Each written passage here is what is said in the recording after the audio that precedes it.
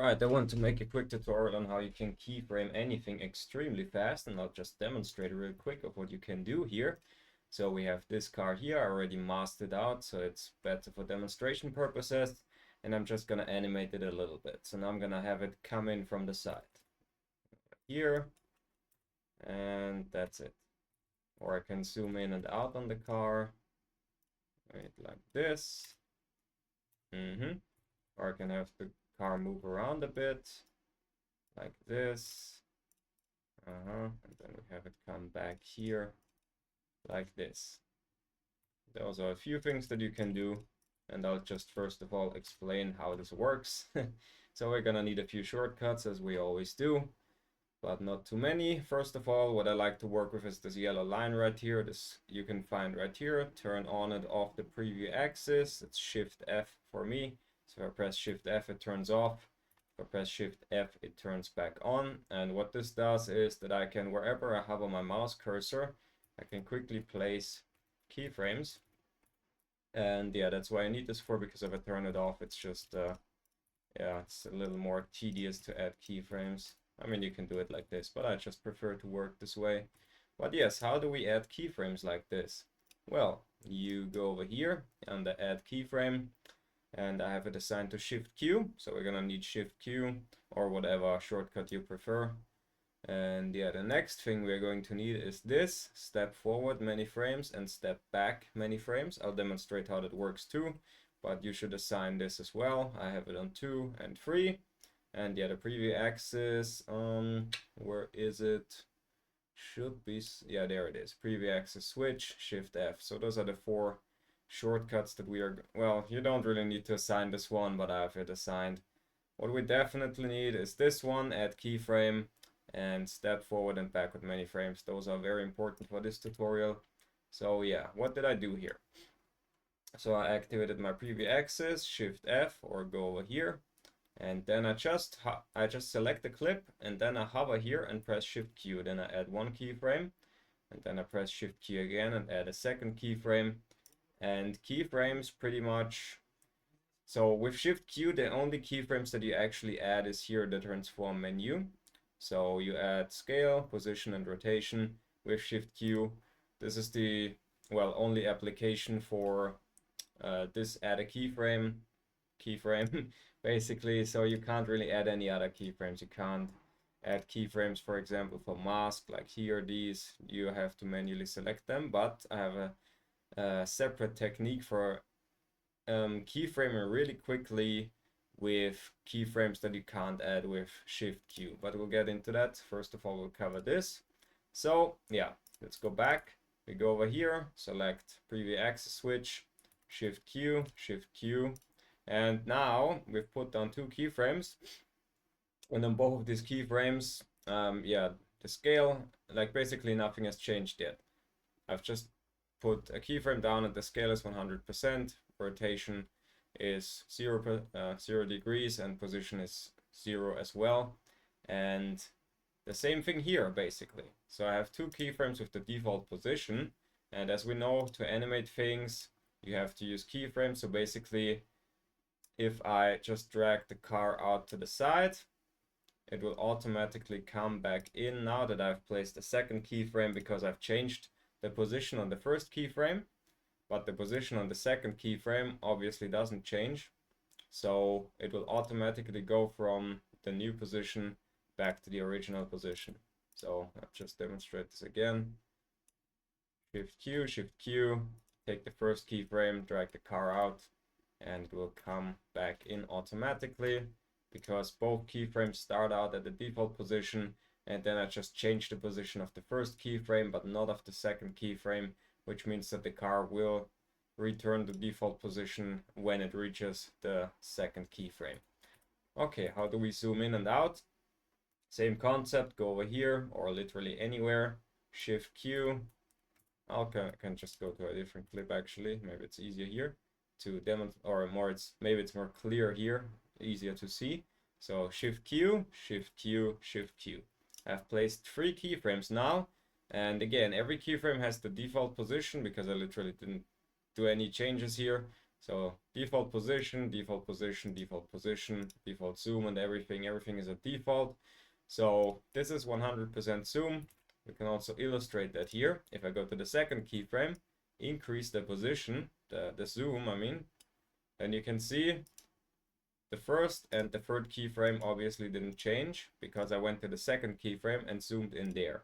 So you can see the external started 100, go up to 325 and go back down to default position. So that's a very quick way to zoom in and out. And another thing that is very important to note is if you add a new keyframe, it will always be a direct copy of the previous keyframe. And what that means is, so this is the first keyframe. As I said, this has the normal position. This is the second keyframe, and you can see the zoom is 325%. So if I go over here now and go Shift Q again, this keyframe also has the same zoom, 325%. So this keyframe that I just placed down is a direct copy of the keyframe that comes right before it, and that is useful if you want to maintain a position. So for example, if I press Shift Q, go zoom in, and I want to stay here, I just go forward, go Shift Q. Now from here to here, the position doesn't change because they're direct copies of each other. And now I go forward, Shift Q again, and then I can zoom back out. I can do that also over here, so I don't have to hit 100% perfectly like this. There's another thing you can do. You can go over here to scale or whatever keyframe you want to reset, double click, and it will automatically reset it back to 100% with a double click without deleting any of the keyframes. So this is a quick way to reset zoom or position. But yeah, let's just look at this, see? And now I zoom in here, and from here to here, I don't change the positions. I basically stay still, and then I zoom back out. So this way you can zoom and pan. So let's just do a zoom and pan. So we're gonna go one keyframe, Shift Q, second keyframe. Now we're gonna zoom in and pan up or drag it up like this. And now, yeah, actually I wanted to demonstrate something different, but yes, you can, as I said, this is not only the zoom, this is also the position and stuff like that. You can even change the rotation if you want. So it will rotate now, which looks weird, but yeah, you can do that too. But yeah, what I wanted to show is to zoom and pan. So I'm gonna zoom in here, stay here until here. Now I want to, actually, from here to here, I want to maintain the same zoom, but I want to go up. So now I will just drag this up. Now I will go over here, Shift Q again. Now I stay here. Now I go forward, pan down. Okay.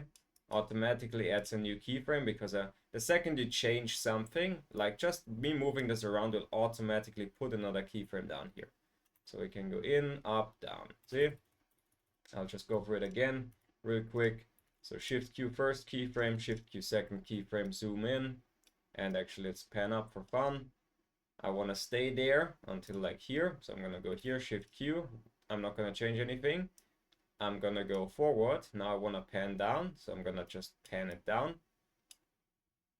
Now I'm gonna stay here, Shift Q to add another keyframe so I don't change position, and then I can maybe even reset the position now. So we're gonna go double click, default position, and yeah, there you go.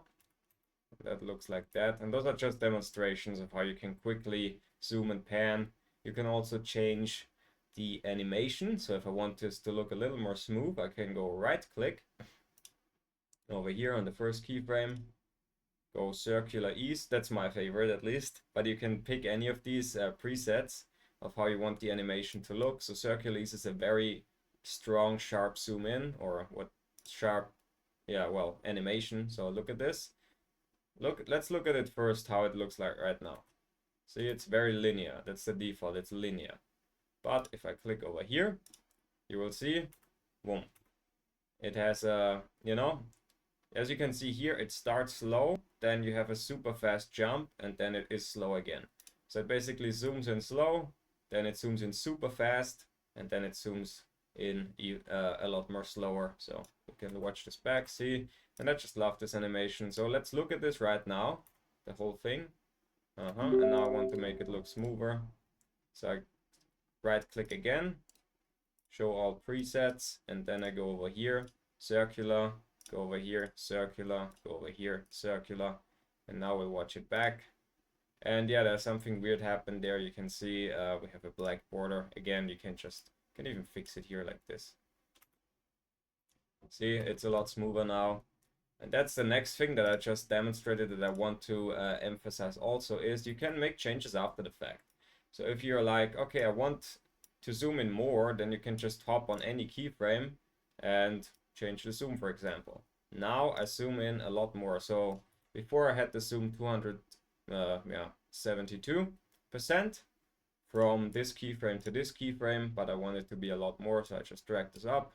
Maybe you can change the position, and now he will, you know, go from the start from the default keyframe to the next keyframe and just take this new position. If I wanted to zoom back out, I can do this. Now the zoom from here to here is going to be a lot weaker. And now, yeah, we have the strong zoom in here, you know. Yeah, but you can make changes after the fact. Okay, I want this to be up here actually. And here I want it to be on the side, you know. This is just a demonstration, but yeah. You can make changes after the fact. After you've already put down your keyframe, you can always change things around. Okay, that pretty much covers everything that I can think of regarding just transformation keyframes. But now I want to demonstrate how you can add, how you can make changes without Shift Q. And that is what we need 2 and 3 for, or the jump forward and backward. So this. Step forward many frames, step back many frames. Many means 10 by default. So if I press 3 on my keyboard, you can see I jump forward 10 frames. If I press 2, I jump back 10 frames. And you can even change that. So you can go over here, menu, settings, edit, and then you can change how many frames you want to jump forward and backwards. So I can, for demonstration purposes, get this up to 50, and if I press 3 right now, you can see I jump way further. So this is just, you know, 2 and 3 going back and forth. I'll reset this because I think 10 is pretty much the optimal default length for me. You just adjust it to your needs, how far you want to jump. I also always edit on 60 FPS, which means I have more frames to work with usually. All right, and yeah, now we're gonna get into how you can make adjustments that don't require Shift Q, because again, Shift Q is awesome, but it is only for this. There's no other keyframes you can add like this. So I have another solution here for that. So let's say I wanted to change the color, and yeah, I played with this around before, and it kind of, you know, for some reason it didn't work as it should. I don't understand why, but we're gonna see if it works now. Because yeah, my approach works, but there was probably some bug within Capcut. Anyway, yeah, so let's say I want to change the color of the car multiple times, and I want to keyframe that. So usually you would just go over here, or let's go for the saturation, and you will see the car will lose all its color. I'll just zoom in so you can see it a little bit better. And I go here, and then it loses its color. And yes, we can do this. If we want multiple color changes or multiple keyframe changes, we can do this. So we can, I'll just click all of them. So if I click up here, it will add a keyframe for all 3 properties. And then I can press 3 and jump 10 keyframes forward. And now I can make a change. I can hold this, I jump forward. If I want it to stay the same, I can literally just, so if I hold it now, you will see if I jump forward, no new keyframe gets added, you see? But if I want there to be a new keyframe added, oh no, I just did it by accident. I just have to move it slightly. So I go over here, basically I'm holding down my left mouse button right now. So I have this playhead, you know, on my left mouse button, as you can see. And I'm not letting go of my left mouse button right now. Just holding this parameter. And yeah, basically, if I move forward and back, you can see no new keyframe is being added, but I can just go over here, go back, and now it adds a new keyframe. This way, I can basically do the same thing as I did before with staying in place, basically. So let's say saturation is 0 here. And now I jump 10 forward and take it down. And now I want it to stay down here basically. So I just hold this, drag it back out, and yeah, drag it back out. And now I want it to go back up. So now I go back up, jump forward, forward, hold it. The reason why I make these little moves here to add more keyframes is so I can make more subtle adjustments. Because, for example, if I don't do this, then it won't add a keyframe here, which means that if I want to make a change, it will occur between 20 frames and not 10 frames. So yeah, now I can only make a change between these two keyframes. And yeah, that's not, I like steps of 10s to make faster adjustments or more exact adjustments, but obviously you can add those keyframes later as well. And the cool thing about this is, what bugged me about Capcut is that you cannot jump between keyframes, because that would make animating so much faster. And this is kind of the solution for that. This is pretty much jumping between keyframes. The point of this is that if I jump forward and backward, I will always land on a keyframe, and now I can make quick adjustments. So yeah, this is what I meant with the bug. So you can see the car, like the saturation from here to here goes down to -100, but the car still looks the same. It should be grayed out. So that's what I was talking about before with, yeah, it's not how it should look, but I think it's just a bug in CapCut. But yeah, let's make some quick adjustments now. All right, so yeah, I'll just select this, go over here, turn this down, jump forward. I actually want to bring it back, jump forward. I can do it like this. And yeah, I can also hold it, as I said. I can just hold this, jump back, forward, back, forward. You know, it's just a demonstration how you can make quick adjustments, and you can see jumps back and forward. And again, I can just make adjustments now because I can jump ahead by pressing 3, and then I can be like, okay, actually I want the car to be bright red here, so I'll just get this back to normal, jump forward, forward, forward. And now I'm like, okay, I'd like to change it down. I'd like to, you know, turn it down a little bit. So I'm going to turn it down, turn it down. Let's bring it back up, bring it all the way up actually. And yeah, this is how you can make quick adjustments. And I think a better way of demonstrating this is actually to add, what I've played around with is, I've played around with masks, and this is a good demonstration regarding masks. So let's go into animation. I've already cut this out. So to cut this out, basically, you just go over here. Jeez, why is it, wait, I'll just do it again. All right, go over here, get freeze frame. All right, so custom removal, cut the car out, and now we're gonna reverse. Basically, I'm gonna reverse the mask. So I'm gonna duplicate this by holding Alt, dragging it up. And now I will, wait, apply please. I'm gonna apply this first, okay. Duplicate it, hold Alt, drag it up, invert, so now I have the car cut out, and now I have everything but the car cut out. And now I want the background to come in, to fade in basically, which you can do really easily. So we're gonna go jump 10 ahead maybe. We're gonna go into mask, add mask, film strip, do it like this, and then I'm just gonna drag it down here. And now I will add a keyframe here, jump 10 ahead, make it a little bit longer. Actually, in this case, I'm just gonna jump 20 ahead. Yeah. No. You know what? Let's stick with 10. I'll stick with 10. Jump back, because then I can make more minute adjustments. So I want this to be at 0 here. Jump forward 10. Drag it out a little bit. Jump forward 10. Drag it out a little bit more. Hold it. Hold it. Move it a little. And now I want to bring it back. Like this. And I'm going to jump forward 20. And yeah, now look at it. Now it comes out like this. And now again, I want to make adjustments. So let's say I want to make the feather this, so it looks better a little bit, so it has a smoother, not such a sharp edge. So I'm just gonna add the feather here, and I can hold this if I want to have the same feather for the whole thing. And now I can drag it back down maybe. And this is just a demonstration, but yeah.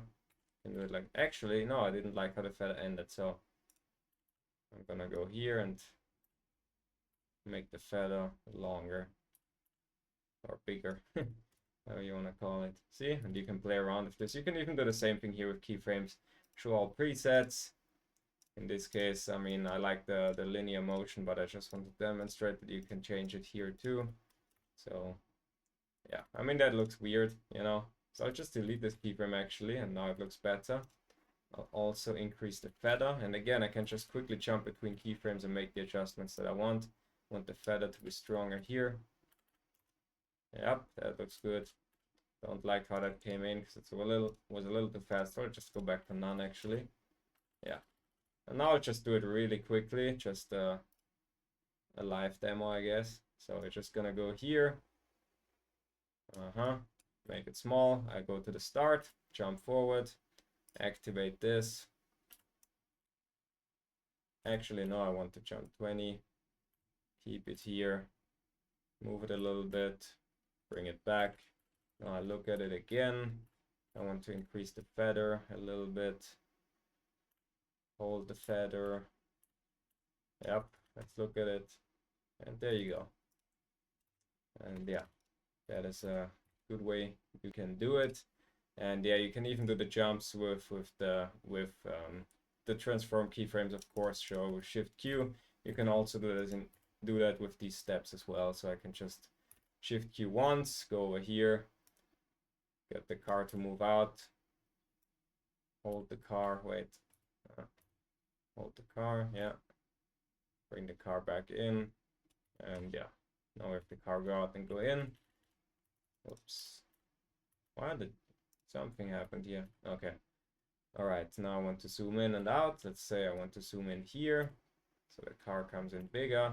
I want to change it back to default, so like this. Oh, the starting keyframe is a little misplaced. I'll go over here and jump back, and then we can add Shift Q, and that's better. All right. Actually, I want this to be a little bit bigger. And you can also move around keyframes like this. So if I want the animation to take longer, I can just... Then I can't jump anymore. But if you're already done animating and you just want to change how long something takes, you can also just go over here.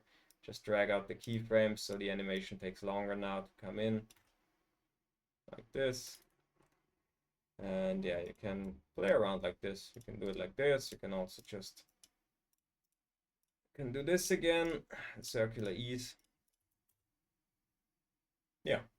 So yeah, you can play around a lot. And yeah, that's pretty much it, man. Hope it helped.